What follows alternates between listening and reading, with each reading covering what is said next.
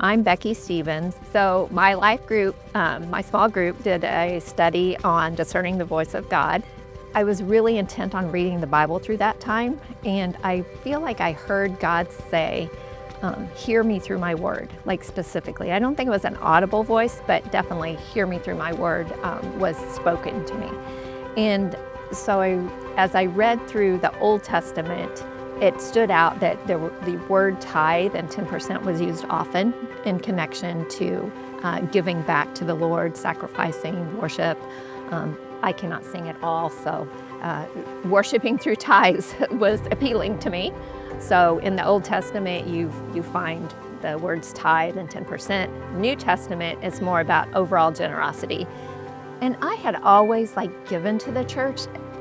Maybe accidentally I got to 10%, but more typically, some days even as they were passing the offering plate, I'm like, oh gosh, what's in my wallet? Or write a check real quick, kind of out of duty, more than really out of a love for God and who He was and what He had done for my life. But so after I dug into that word, it wasn't long after that Shane had a message, and it was a challenge. None of my family can back down from a challenge. So he challenges 10%.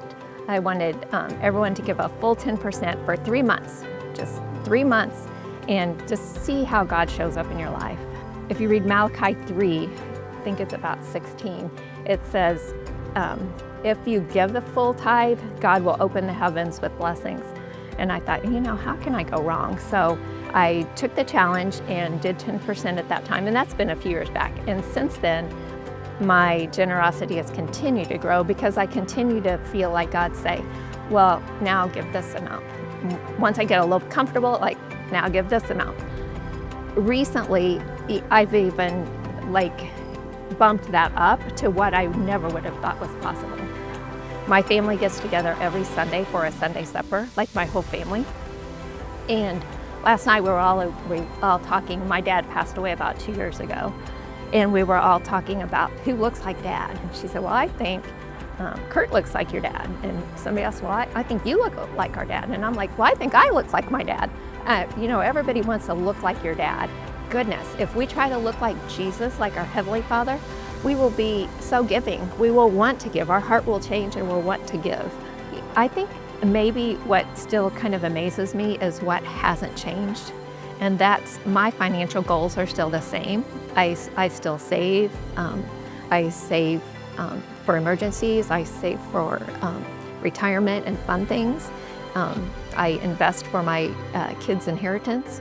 So those things don't change. And even though I would, a few years ago, not have imagined giving as much to the church as I do now, nothing else is lacking. I still feel so blessed, and I feel actually less anxious about money now that I'm giving.